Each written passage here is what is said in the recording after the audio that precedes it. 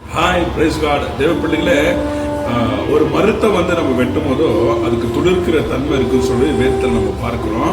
அது மட்டும் ஒரு மனுஷனை வெட்டினா அந்த சாப்டர் க்ளோஸ் ஆகிடும்.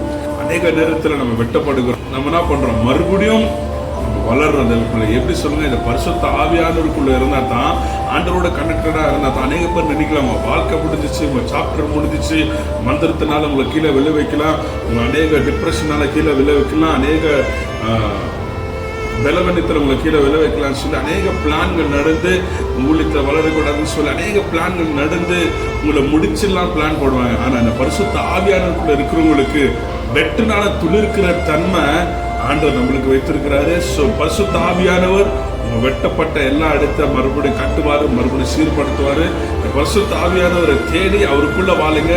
அவர் பவுன்ஸ் பால் பார்த்துருக்கீங்களா, அது மறுபடியும் என்ன ஆகும், அது எக்ஸ்ப்ளோர் ஆகும். அதே போல தந்தைக்குள்ள பரிசுத்த ஆவியாருக்குள்ள இருந்தா நீங்க வெட்டப்பட்ட இடத்துல மறுபடியும் கட்டப்படுவீங்க. முடிஞ்சிச்சுன்னு சொல்ற இடத்துல மறுபடியும் ஒரு தௌகத்தை கொடுப்பாரு. அதுதான் இயேசு. அவரை தேடுங்க. God bless you.